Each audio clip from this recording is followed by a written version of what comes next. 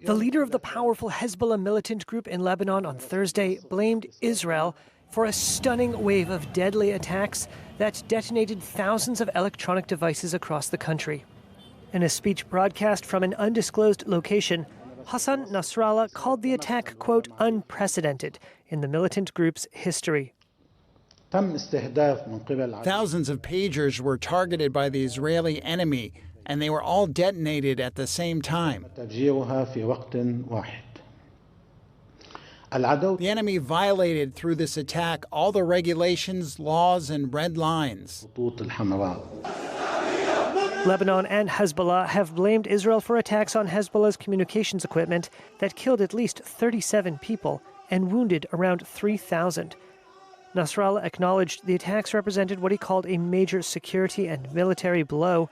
Dozens of funerals show the reach of the strike. On Tuesday, pagers used by Hezbollah began exploding, seemingly detonated remotely.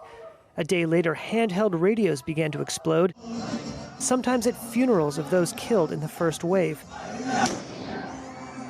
On Thursday, the Lebanese army conducted what it said was the controlled demolition of a battery from inside a communications device. Israel has not commented directly on the attacks, which security sources say were probably carried out by its Mossad spy agency. But as Nasrallah spoke, the roar of Israeli jets could be heard over Beirut. Sonic booms as the aircraft broke the sound barrier thundered over the city. Israel said its warplanes struck southern Lebanon overnight. Hezbollah reported that airstrikes resumed in the border area in the afternoon.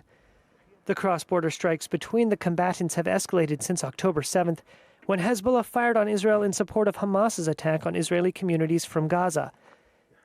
Israel says its conflict with Hezbollah, like its war in Gaza against Hamas, is part of a wider regional confrontation with Iran, which sponsors both groups, as well as armed movements in Syria, Yemen, and Iraq. The conflict has repeatedly threatened to spread. Iran has promised to hit back at Israel for what it says was an Israeli strike that killed a Hamas leader in Tehran. Iranian state media reported the commander of the country's Revolutionary Guards told Hezbollah's Nasrallah that Israel will face a, quote, crushing response from the axis of resistance for its attack on the group's communications devices.